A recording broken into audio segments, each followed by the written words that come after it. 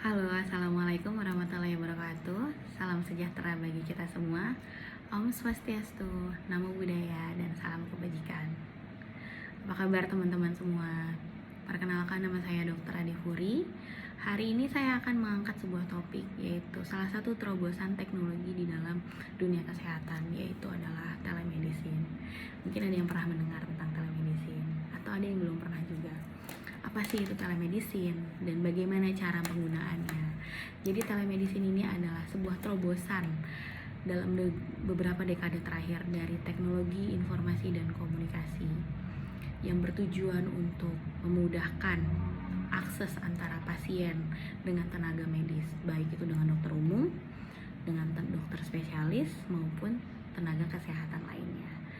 Dan telemedicine ini biasanya difasilitasi di pelayanan kesehatan. Namun di Indonesia itu masih cukup terbatas. Tidak semua pihak pelayanan kesehatan menyediakan telemedicine.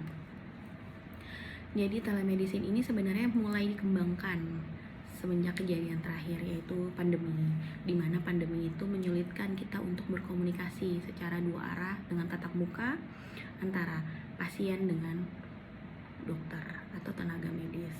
Jadi dikembangkanlah telemedicine ini, karena tahu sendiri semenjak pandemi terakhir kita harus berusaha mengurangi resiko tertularnya virus. Jadi beberapa fasilitas pelayanan kesehatan mengembangkan telemedicine.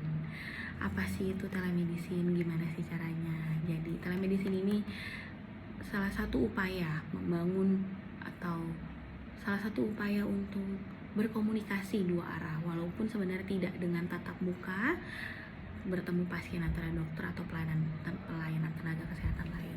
Jadi telemedicine ini sebagai suatu wadah untuk komunikasi lebih mudah jika pasien mengalami kendala atau kesulitan.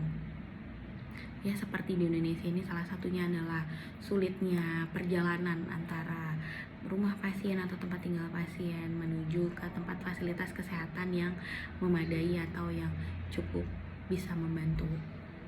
Maka dari itu dikembangkanlah teknologi telemedicine ini. Bagaimana sih caranya berkomunikasi melalui telemedicine? Itu bisa melalui chat, melalui WhatsApp, atau melalui email, dan nanti akan dikoordinasikan kembali melalui video call. Jadi bisalah komunikasi dua arah walaupun tidak tatap muka secara langsung. Atau bahkan kadang ada kendala-kendala tertentu, misalnya pasien rumahnya jauh, aksesnya terbatas, atau bisa jadi untuk memantauan pelayanan kesehatan. Jadi dokter memantau perkembangan pasien, seperti misalnya pasien-pasien tertentu yang perlu kontrol rutin, perlu pemantauan rutin. Nah, itu bisa melalui telemedicine. Atau misalnya obatnya habis, jadi tidak perlu lagi untuk datang langsung ke rumah sakit atau ke fasilitas kesehatan yang memadai, bisa melalui telemedicine. Nanti dari situ dokter berkomunikasi, baik dokter umum, dokter spesialis, atau tenaga kesehatan lainnya, bisa berkomunikasi melalui itu. Jadi intinya bisa memudahkanlah komunikasi antara pasien dengan fasilitas kesehatan atau tenaga medis lainnya. Manfaatnya apa ya? Seperti manfaatnya mungkin bisa menghemat waktu, jadi lebih efisien antara rumah pasien dengan fasilitas kesehatan yang memadai. Atau terkadang terpantau waktu, terpantau jarak, jadi dimudahkanlah dengan fasilitas telemedicine ini. Namun di Indonesia ini belum semua fasilitas pelayanan kesehatan ini menyediakan fasilitas telemedicine. Maka dari itu sebaiknya pemerintah dan pihak fasilitas kesehatan atau pelayanan kesehatan ini bersinergi untuk mengembangkan lebih baik. Karena apa? Supaya memudahkan untuk komunikasi antara pasien dengan pelayanan kesehatan atau tenaga medis.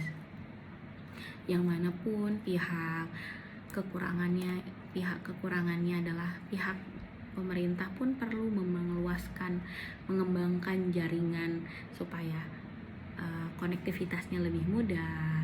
Jadi daerah-daerah terpencil ini jaringan internetnya lebih maksimal dan dibantu oleh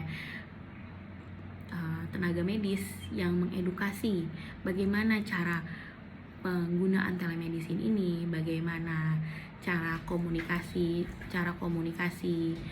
dua arah yang baik, atau bagaimana cara penggunaan melalui mobile aplikasi atau mungkin yang mudah bisa melalui video call. Apalagi teknologi sekarang semakin berkembang ya. Jadi diharapkan dengan terobosan terbaru ini bisa tidak ada lagi kendala yang cukup besar atau signifikan untuk membantu atau menjangkau tenaga-tenaga medis itu ke pasien-pasien yang tinggalnya cukup di daerah yang cukup terpencil gitu. Dan solusinya ya semoga dengan adanya pengembangan atau teknologi terbaru ini, yaitu telemedicine, bisa tidak ada lagi nih pasien-pasien yang kesulitan atau membutuhkan pelayanan darurat yang cukup jauh. Jadi dibantulah telemedicine sebagai awal untuk mengobati. Semoga pemerintah dan tenaga medis bisa saling bersinergi untuk mengembangkan teknologi ini, dengan harapan di masa depan komunikasi atau akses yang dibutuhkan pasien ke pelayanan-pelayanan kesehatan lebih mudah dijangkau. Saya rasa sekian penjelasan yang saya sampaikan tentang telemedicine. Semoga kedepannya bisa lebih mudah akses atau fasilitas yang didapatkan oleh pasien-pasien yang cukup jauh tinggalnya atau di daerah-daerah terpencil. Terima kasih.